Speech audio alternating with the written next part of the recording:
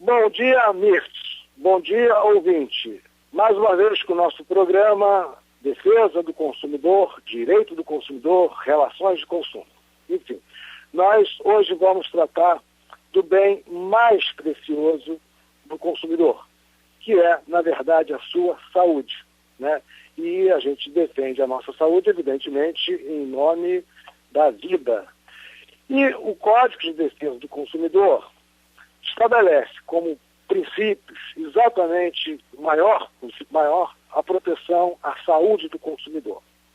E como nós estamos comemorando, né, o Dia Internacional da Saúde, e comemoramos recentemente o Dia Internacional do Consumidor, né, é tempo da gente se preocupar com a educação para o consumo, porque muitos produtos causam problema à nossa saúde. Por exemplo, cigarro, por exemplo, bebida alcoólica, e, na verdade, até as comidas do nosso cotidiano, né? Se a gente observar a sociedade americana, por exemplo, a gente vai observar que 60% ou até mais da população estão acima do peso. E por que estão acima do peso? Exatamente em razão do hábito alimentar, né? Obesos, e muitos obesos mórbidos. Então, a saúde é indiscutivelmente o maior bem jurídico tutelado no plano das relações de consumo.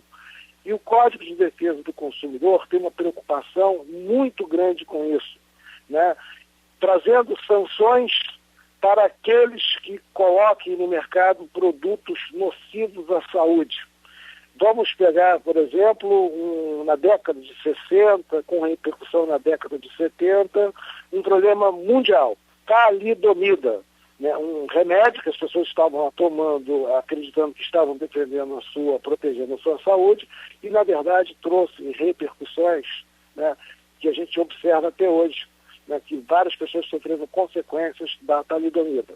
No Brasil, né, mais recentemente, nós observamos que um determinado laboratório colocou no mercado pílulas anticoncepcional, ou seja, o anticoncepcional, que na verdade não tinha princípio ativo nenhum, né, e várias pessoas, várias mulheres engravidaram em razão da ineficiência daquele anticoncepcional.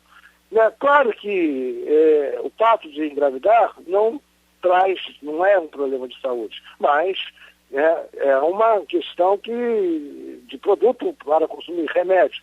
Aliás, se a gente observar, né, um bairro, por exemplo, aqui em Copacabana, um bairro de alta concentração de idosos, a gente vai observar uma concentração enorme de farmácias. E farmácias vendem remédio, e as pessoas que compram remédio acham que estão cuidando de sua saúde. Será que a gente já está aplicando eficientemente os princípios da proteção à vida, os princípios da proteção à saúde, de acordo com o que diz o Código de Defesa do Consumidor? A minha resposta é não. Então, nós temos que começar a estabelecer políticas de educação para o consumo. E acho que a preocupação maior deve ser exatamente com a publicidade. Porque se a gente observar, por exemplo, uma criança obesa, né, no Brasil, a gente vai observar que ela é obesa, muito provavelmente, em razão do seu hábito alimentar. E como é que ela adquire esse hábito alimentar? Será que são os pais que estão ensinando de uma forma errada, ou deixando essa criança alimentar de uma forma errada? Ou será que essa criança é estimulada pela publicidade nos veículos de comunicação? Então, acho que essa preocupação com a saúde, com a vida, deve ser um objetivo não só do Código de Defesa do Consumidor, mas deve ser a razão principal dos bons veículos de comunicação. Educação para a saúde, educação para o consumo. A publicidade no Brasil, ela não tem um controle eficiente, muito embora a lei traga lá previsão de controle da publicidade, mas qual é o órgão hoje que fiscaliza o conteúdo da publicidade, por exemplo, dos canais de desenho animado? Eu não vejo. Se você pega um país como a Alemanha, você vai ter, inclusive, horário, né, para determinados desenhos. No Brasil, o desenho não tem controle nenhum. A publicidade oferecida, dirigida para a criança, e é bom que a gente diga que criança não tem capacidade jurídica, seria uma publicidade abusiva. Então, o pai está em casa tentando, o pai e a mãe, evidentemente, estão lá tentando ensinar bons hábitos de alimentação para o seu filho, dizendo, meu filho, coma verdura, coma legumes, e vem a televisão oferecendo baconzitos, chocolate, guloseimas, e, evidentemente, a publicidade utiliza-se de recursos técnicos do tipo iluminação, animação gráfica, e que acaba cativando este sujeito consumidor que não tem capacidade, ou seja, a criança.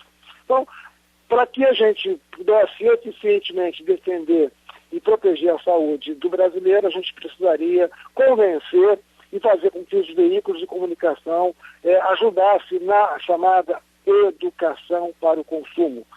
E a gente precisa, então, estabelecer esse novo programa de educação para o consumo.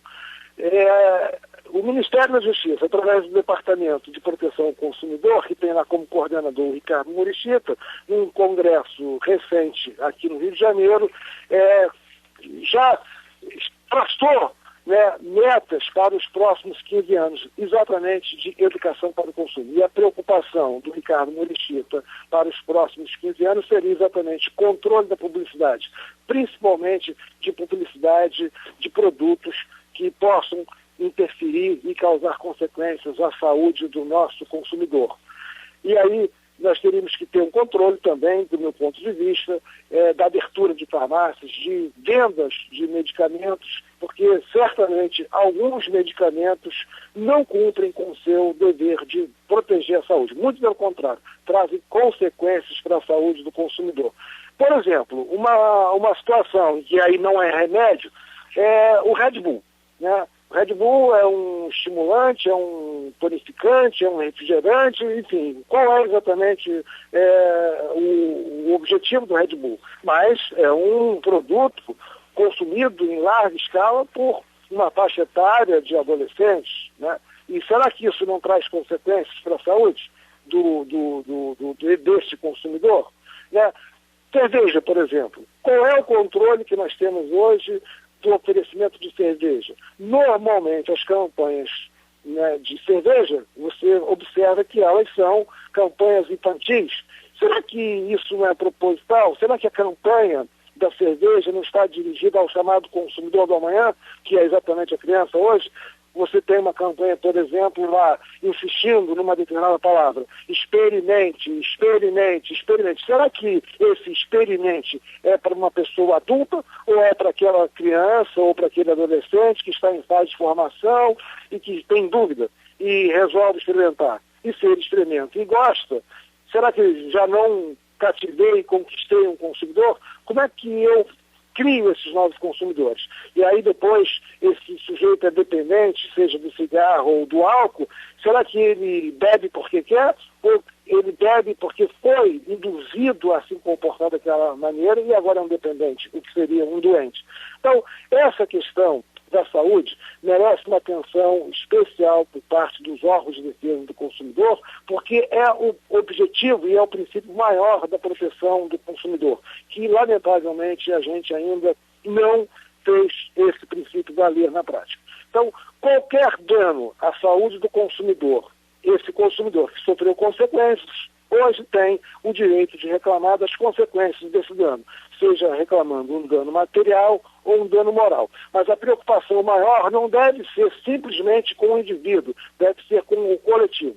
Então falta ação ainda no sentido de defender o direito do consumidor do ponto de vista do coletivo. Do ponto de vista do indivíduo, quando ele sofre consequências, efetivamente ele tem uma resposta hoje, como a gente observa no caso do anticoncepcional. 12 ou 13 anos depois, as famílias que sofreram consequências da ineficiência daquele anticoncepcional foram indenizadas. Então, individualmente, elas foram, vamos dizer assim, beneficiadas ou compensadas pela inadequação daquele produto. Mas e a coletividade? Né? Qual foi a medida de repercussão coletiva que a população teve em razão daquele desvio de conduta por parte do fabricante daquele produto.